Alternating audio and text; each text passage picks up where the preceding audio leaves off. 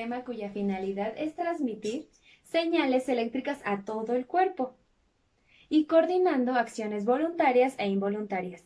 El sistema nervioso se divide en dos, el sistema nervioso central y el sistema nervioso periférico. El sistema nervioso central está conformado por el encéfalo, el cerebro, el tallo cerebral, el cerebelo y la médula espinal. Por lo tanto, es de suma importancia reconocer a la médula espinal. La médula espinal se ubica en la columna vertebral, exactamente ocupando el conducto vertebral, extendiéndose desde la primera cervical hasta la primera lumbar. Estas separadas por las meninges que rodean y que contienen el líquido cefalorraquídeo, así como tejido graso y, por supuesto, vasos sanguíneos. En la médula espinal, en su parte se organiza de una forma estructurada que está conformada por la sustancia gris. En este caso tiene una forma parecida a la de H, que es esto que se puede observar. Por lo tanto, presenta tres astas: la asta posterior, la asta anterior y la asta lateral. Esta sustancia gris se encuentra conformada por neuronas de proyección, que en este caso intervienen las neuronas llamadas interneuronas y por terminales nerviosas que llegan a inervar a estas neuronas en general. Por lo tanto, derivan de neuronas espinales y asimismo de la periferia. Estas neuronas se derivan de axones que se ubican en los ganglios y llegan a las raíces posteriores de los nervios raquídeos. Entendiendo esto, los nervios raquídeos son mixtos, pues llevan fibras sensitivas aferentes que se originan desde receptores sensitivos periféricos ubicados en este caso en la piel, en las articulaciones y en los músculos. Asimismo, se penetran a la médula espinal por la raíz posterior de estos nervios raquídeos. Los nervios raquídeos también llevan fibras motoras y neuronas somáticas que se ubican en las astas anteriores de la médula espinal y las neuronas simpáticas. Entonces, la sustancia gris de la médula espinal representa un centro nervioso, donde se integra la información supraespiral y periférica, que organiza programas motores básicos, que sustentan respuestas automáticas, en este caso como los movimientos y los reflejos, en este caso entendiéndolo como voluntarios. Ahora bien, la médula la podemos dividir en los tractos ascendentes y descendentes, o aferentes y eferentes. Uno de los más importantes son los espinotalámicos laterales, que llevan información del tacto, dolor y la temperatura. Asimismo, los espinotalámicos anteriores, que llevan información del tacto, grueso y presión. Los fascículos de Glacilis y cuneiforme de Burdach llevan información tracto fino y de sensación consciente de posición y de movimiento a todas las partes del cuerpo. Esto entonces hablamos de la sinestesia o kinestesia. Asimismo, hablan sobre los tractos espinocerebelosos, que llevan información sobre la kinestesia subconsciente. Entonces bien, entendemos que los tractos ascendentes o sensitivos transportan información sensorial. El grupo de neuronas tiene localizado su cuerpo en la soma, en la médula, y mandan sus acciones hacia arriba. Esto se llamará vía ascendente. La mayoría comienzan con espino. En las vías ascendentes tienen un trayecto. En este caso, las vías del dolor parten de los fascículos, en donde las neuronas hacen sinapsis para llegar al bulbo raquídeo, que es la neurona del segundo orden, cuyo axón cruza con la comisura blanca para entrar al cordón lateral y dirigirse hacia arriba. El conjunto de tales fibras constituye el haz espinotalámico lateral para llegar hacia el tálamo.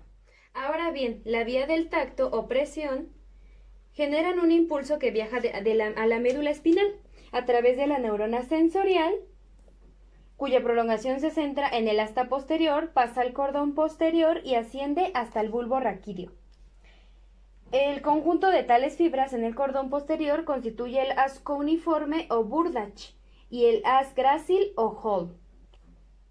Ahora bien, las vías descendentes, eferentes o motrices más importantes son las tracto corticoespinales laterales, que son las responsables del movimiento voluntario de las manos y de los pies, así como de los dedos. Asimismo, las anteriores y las reticuloespinales laterales, que son responsables de la modulación facilitadora de las motoneuronas.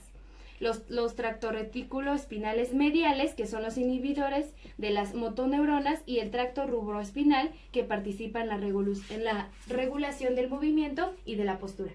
Bien, en esta parte motriz está formada por axones motores, como tal, que van del sistema nervioso central hacia los músculos. Las vías motoras somáticas inician en el área motriz de la corteza cerebral. Neuronas de proyección en esta corteza emiten axones que descienden del tronco cerebral hasta alcanzar a la médula espinal. Cuando un grupo de neuronas tiene localizado su cuerpo celular en algún punto del encéfalo, envía axones hacia la médula espinal. Estas serán las vías descendentes. Son de función motora y su nomenclatura consiste en poner en lugar de su origen y después espinal, porque llegan a la médula. La mayoría suele terminar con el término espinal. Existen históricamente dos vías descendentes o motoras somáticas, la piramidal y la extrapiramidal. La vía piramidal nace del área motora en el córtex, ubicada delante del surco central de Rolando. Por lo tanto, esta tiene una trayectoria partiendo de los pendículos cerebrales al bulbo raquídeo, en donde se conectan en la pirámide. La vía extrapiramidal también surge de parte del córtex, generando, en este caso, haciendo una trayectoria desde los ganglios basales, el tallo cerebral y el cerebelo. Los axones de vía extrapiramidal descienden por dos tractos en especial, los rubroespinal y los retículoespinal. Por lo tanto, presentan funciones motrices de movimientos voluntarios, inhibición y facilitación sobre el ajuste postural y control del tono motriz. Asimismo, se encarga sobre los reflejos y los cambios menores en la postura. Los axones van descendiendo de la médula espinal a el cuerpo. En este caso se encarga de los movimientos discretos, enfrenados, pero sobre todo voluntarios. Como mencionamos, esta vía se genera en el córtex, especialmente en el área 4 de Brodmann, dentro del área de las células de Betz. Es contralateral, por lo tanto su última neurona es la vía motora final. Comprende de dos haces, los haces córtico-medular y el córtico nuclear. Entonces, recapitulando, las vías ascendentes o aferentes o sensitivas son las que viajan del bulbo raquídeo, pasan por la protuberancia, el mesencéfalo, hasta llegar al córtex. Entonces, se entiende que estas son las que van hacia el cerebro. Asimismo, las vías descendentes, eferentes o motrices son las que a la inversa viajan del córtex hasta llegar a la médula y a la placa terminal motriz. Estas son las que nos incluyen las sensaciones y el dolor, así como todo lo que interviene con el sentido del tacto. Puntualizando entonces, las vías ascendentes son las que transmiten las sensaciones, mientras que las vías descendentes son las que expresan los movimientos. Por eso, en el caso de una persona que presenta una condición de hemiparesia, se encuentra dañado o afectado la vía sensitiva, en este caso depresión, pues también afecta directamente al movimiento, por lo tanto presenta un tono y control postural bajo.